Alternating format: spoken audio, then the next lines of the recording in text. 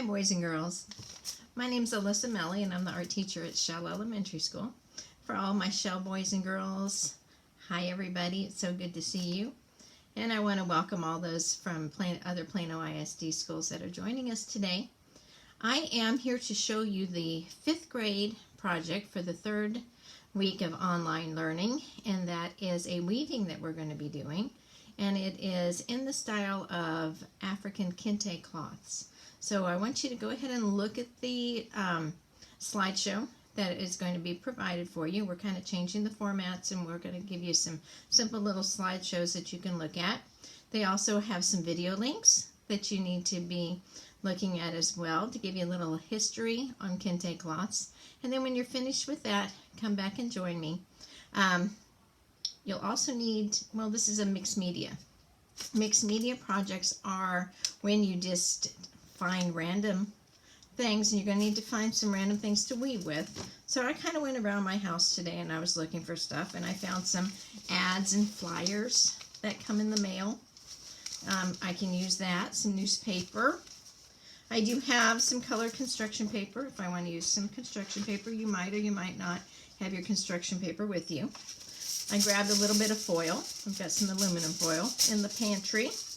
Just some regular white paper, if I wanted to use that. I have some old gift bags, so I could cut these up if I wanted to, and in that was some old tissue paper as well. This could also be used for my mixed media. Ask Mom and Dad before you start cutting up the gift bags, if that's okay to do. I also had some fun little wrapping paper, little dog print wrapping paper. It already has some patterning and stuff on it. So you gather what you can and what you think you can weave with. And today I'm just weaving with part of a paper bag that I got from the grocery store. And I cut it into a regular size piece of paper. It's 9 by 12, but you can cut it in half. You can do a smaller weaving if you want to, little mini one, or you can do one about this size or even bigger if you want to. That's up to you. So we are very flexible with what we are using for these projects. And also, if you need to, you can grab some supplies that you have at home if you want to do any sort of painting on it, coloring with markers. We've got crayons, and you will need some glue because you'll probably need to be able to glue some of this on. If you don't have the glue, the nice thing about weaving is once you cut or tear what it is that you're going to be weaving into, if you weave correctly, it will hold in place. So that's the nice thing about weaving, is when you weave and you interlock those strips of paper together, they will hold in place for you. So go gather your materials, watch the, go through the slideshow, and then come back and join me. Thanks. All right, guys, so we are ready to do some weaving. A couple terms I want you to think about while we're weaving is, first off, is your warp. And your warp is what you're going to be working on to start with. And those are your strips of paper that you weave with. So your warp is what you weave with. Your weft is what you're going to be weaving into. And remember, with Kente cloth, it is known for its colorful geometric patterns. So we need to take these warp strips and we need to give them some pizzazz. We need to jazz them up a little bit.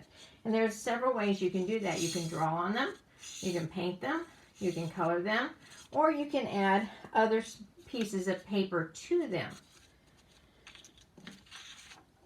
So that is what I have done with mine.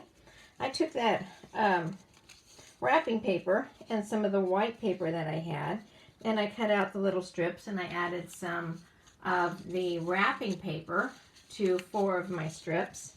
And then I took some aluminum foil because I thought it'd be fun to have something shiny in my weaving. And I added that to some purple because purple is one of my favorite colors. And what I tell my kids at school is, when you are attaching papers together, you want to always attach the smaller paper to the larger paper. So I'm just going to add my glue all the way down, grab my purple, fold it over, and attach it. It's not lined up perfectly, but it's okay. Same thing with this one. I want that on here. So you've probably learned to weave already with paper. At my school, we actually start weaving in kindergarten, so that by the time we're in 5th grade, this is something that we really know how to do well. And we also usually do a yarn project as well. But for my 5th grade kids, this is something that we would have done anyway this year. So it's good that we're doing it now. So if you wanted to, let's say if you didn't have a lot of different papers, but you have enough to make some warp strips with it, you could always add your geometric designs to your strips and color them in first. So you need at least 3 to 4 strips of each kind. So what I mean by that, if I've got 4 of this, I want to have 4 of these because I'm making a pattern. And patterns are things that repeat themselves. You can have more if you want to. But this will fit about 8 strips if I'm lucky, if I cut it correctly. So I'm going to set these to the side. Remember, I'm using a paper bag from the grocery store to do my weaving with. And this is going to be my paper loom. And so I need to cut my strips to create my weft. Your weft is what you weave into. So I take my paper, and I'm going to fold it in half. And line it up the best that I can. It's got a little ridge right here, kind of hard to press down. There we go. Now, if you want to be really precise, you can take a ruler and help you get straight edges. I could also use an extra one of my strips here. And this is my opening edge. When we do this at school, I usually have the kids draw a line here, write the word stop, so they know as when they're cutting from the folded side of the paper, they know to go ahead and stop and not cut all the way through. If you cut all the way through, you'll end up with strips and not something that's all in one piece, and you need it all in one piece. So I usually have them write the word stop, and this will be the back of my paper. And then we just draw our lines. You can keep them straight if you want to. If you want to be fancy and you want to draw some wavy lines or some zigzags, you can. My only tip on that is whatever you draw, make sure it is something that you can cut.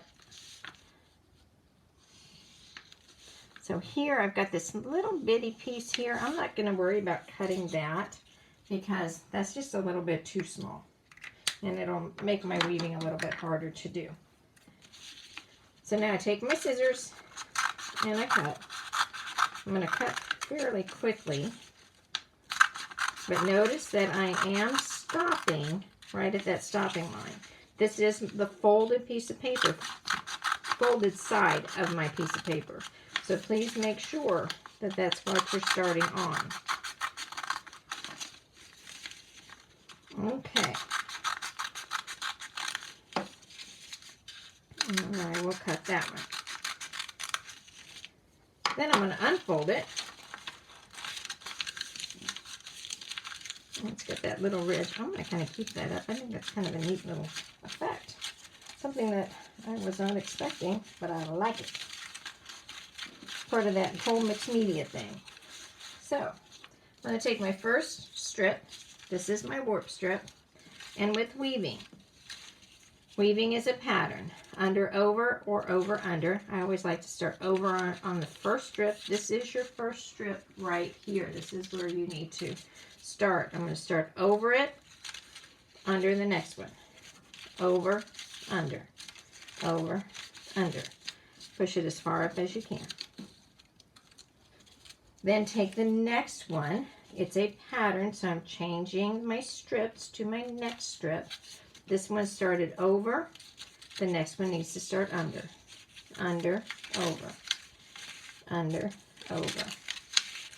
Under, over. And I'm going to continue that alternating my strips so I can look at it like this. All of my purple with the foil will start over. All of my little puppy dog prints in the white will start under. So I've got over, under, over. So as you start to go, you are going to need to get your hands in here, lift these strips up, and pass over and under.